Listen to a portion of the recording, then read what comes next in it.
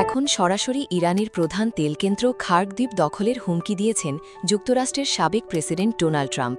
ওয়াশিংটনের এমন কড়া অবস্থানের পর মধ্যপ্রাচ্য জুড়ে যুদ্ধের মতো এক অস্থির পরিস্থিতি তৈরি হয়েছে। ট্রাম্পের এই আকস্মিক ঘোষণা বিশ্ব রাজনীতিতে নতুন আলোড়ন সৃষ্টি করেছে, যা পুরো অঞ্চলের শক্তির ভারসাম্য বদলে দিতে পারে।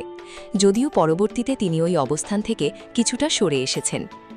একটি বিস্ফোরক সাক্ষাৎকারে ডোনাল্ড ট্রাম্প দাবি করেন তার মূল লক্ষ্য এখন ইরানে অর্থনীতির লাইফলাইন হিসেবে পরিচিত খার্ক দ্বীপের পূর্ণ নিয়ন্ত্রণ নেওয়া। ফক্স নিউজকে দেওয়া ওই সাক্ষাৎকারে তিনি তার দীর্ঘদিনের পরিকল্পনার কথা খোলাখুলিভাবে প্রকাশ করেন।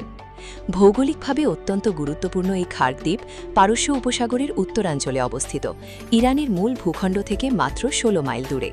হরমুজ প্রণালীর কাছাকাছি অবস্থানের কারণে এই দ্বীপটির কৌশলগত গুরুত্ব অত্যন্ত বেশি। গভীর সমুদ্রবন্দর হওয়ায় বিশ্বের বড় বড় তেলবাহী ট্যাঙ্কার সহজে এখানে নোঙর করতে পারে, যা ইরানের তেল বাণিজ্যের অন্যতম প্রধান কেন্দ্র। পরিসংখ্যান অনুযায়ী সংঘাত শুরুর আগে ইরানের মোট তেল রপ্তানির প্রায় ৯০% এই দ্বীপকেন্দ্রিক অবকাঠামোর মাধ্যমে পরিচালিত হতো। ফলে যুক্তরাষ্ট্র যদি সত্যিই এই দ্বীপের নিয়ন্ত্রণ নিতে সক্ষম হয়, তাহলে ইরানের জ্বালানি বাণিজ্য মারাত্মকভাবে ক্ষতিগ্রস্ত হবে এবং দেশের অর্থনীতিতে বড় ধরনের সংকট দেখা দিতে পারে। তবে খার্ক দ্বীপে মার্কিন উপস্থিতি বা আগ্রাসনের আলোচনা নতুন নয়। এর আগে মার্চ ও এপ্রিল মাসে সেখানে ব্যাপক বিমান হামলার কথা শোনা যায়।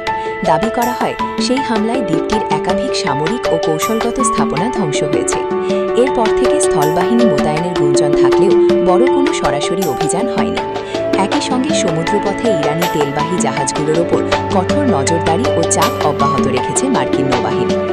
বিশ্লেষকদের মতে, যদি সত্যিই এমন কোনো সামরিক পদক্ষেপ নেওয়া হয়, তবে দ্বীপটি দ্রুত দখল করা সম্ভব হলেও সেখানে অবস্থান ধরে রাখা অত্যন্ত কঠিন হবে।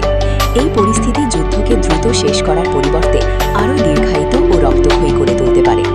গবেষকদের মতে, দ্বীপে অবস্থানরত বাহিনী নিয়মিত ক্ষেপণাস্ত্র ও আত্মঘাতী ড্রোন হামলার ঝুঁকিতে থাকবে।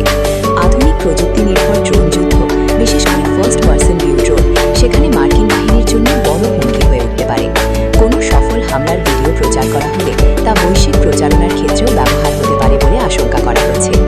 সাবেক মার্কিন সামরিক কর্মকর্তাদের মতে, দ্বীপটি কার্যকরভাবে নিয়ন্ত্রণে রাখতে অন্তত ১,০০০ সেনা প্রয়োজন হবে। সেই সেনাবীর জন্য সমুদ্রপথে নিয়মিত সরবরাহ ব্যবস্থা চালু রাখা হবে অত্যন্ত ঝুঁকিপূর্ণ ও ব্যয়বহুল।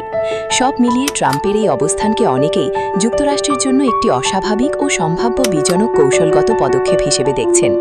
এখন দেখার বিষয়, এটি কেবল রাজনৈতিক চাপ প্রয়োগের অংশ নাকি সত্যিই মধ্যপ্রাচ্যের নতুন কোনো বড় সংঘাতের সূচনা হতে যাচ্ছে।